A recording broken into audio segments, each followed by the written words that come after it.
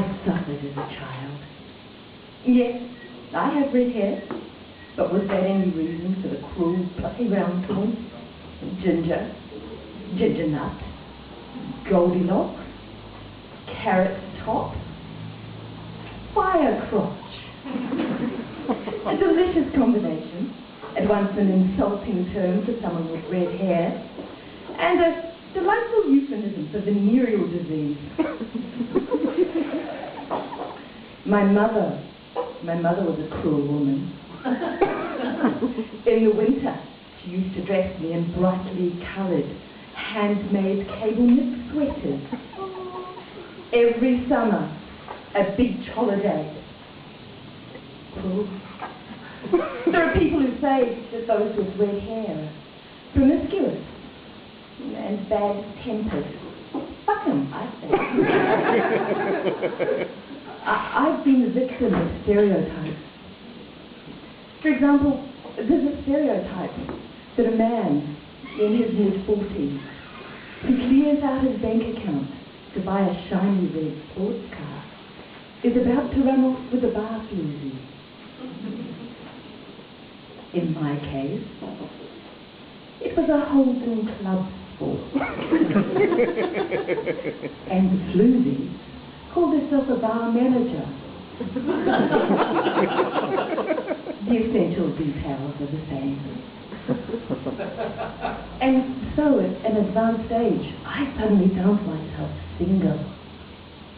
It was a long time since I'd been single. Ronald Reagan, Margaret Thatcher and Robert Muldoon had been in power. Lady Diana Spencer had yet to marry her prince. Microwaves, videos, cell phones were exotic toys of the super rich. It was a different world. I naturally did all the stereotypical things that a woman does when she suddenly finds herself suddenly single. I got a tattoo. And I bought new underwear. And I considered dating again. But I was pretty sure that dating had changed. The last time I was single, dating involved a lot of hair gel and exotic cocktails with names like Slippery Nipple or Sex on the Beach. What used to happen, you'd put on the hair gel, you'd head out to the nightclub with a group of friends, and you'd drink the cocktail. At some stage in the evening, a man's hand would get trapped in your hair. And that was the one you'd go home with to the suburbs and raise mortgages and children. Friends told me I had to try internet dating. It seemed reasonable. I bought books and music off the internet. Why not men? My friend Bronwyn warned me.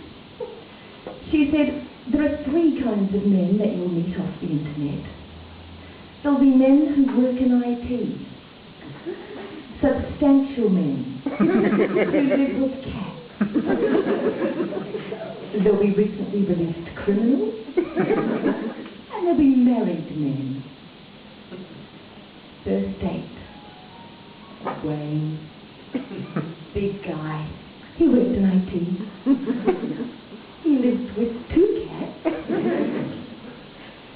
It was nice for a while. Unfortunately, his World of Warcraft wife got jealous. Next guy. Let's call him Fred. If you date an ex-research librarian, you will be investigated. Fred, in more than one newspaper, from about 4 years previously, was referred to as $1 million fraud man. Next date. Big guy. Internet security specialist. We had a good first date. We chatted back and forth. Interestingly, it turned out he used to work for the serious fraud on. And he was the man who'd arrested my previous date. So we spent the whole evening talking about Fred and his associates and where his assets might be hidden. Turned out he was married. So you have to try. I met a lot of men, because internet dating, it's a volume thing. And all of them were quite nice. I dated a sex therapist for a while. That was really interesting. Had an unfortunate addiction to opera. I went out with teachers, lawyers, gardening contractors. I think it's a euphemism for unemployed. They were lovely guys, but the problem with dating is when you first meet someone, you put on your prettiest, shiniest, best face. For a couple of months, no one eats raw onions. You pretend to like everything the other person likes. The same movies, the same books. Even if you don't, you pretend that you do. And then after a while, it kind of wears off. And then you're back where you started. There are a lot of men who are obsessed with their ex-wives. They're carrying baggage that comes in industrial-sized packing crates.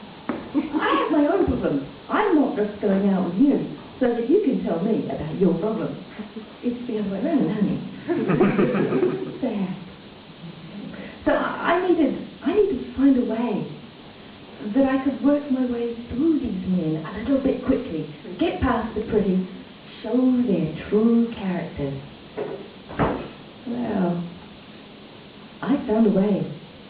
There was something I forgot to do as a teenager. I never learned to drive. So I bought a car off the internet. A red car, as it happens. Although not a sports car. But it's a real test of character for a man. When they drive and they're angry and aggressive. When they teach you to drive and they're angry and aggressive, it's... Yeah, you know, they're not the one. Are they going to be patient? Can they give up control? Are they brave? Do they know how to parallel park? Can they teach how to parallel park? It's a very interesting experience. Ultimately, of course, I did learn to drive. I had my restricted driving license. I still need to learn to drive a manual though. No? Okay. I thought I'd mention it. Internet dating has taught me a lot about New Zealand. The people I met, the people I didn't meet, the ones up in Palmerston North, the married couples. What is the third? The man who only wanted to meet in dark cafes and only ring them on certain cell phone numbers at certain times. I didn't get far with them. The ones who turn up to the first meeting and they're photographed with their very little resemblance to their actual physique, unless they've had a hairline that has receded 50% in just 3 weeks since we first swapped photos.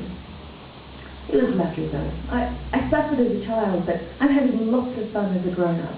It's been great, and you've been great. Thank you.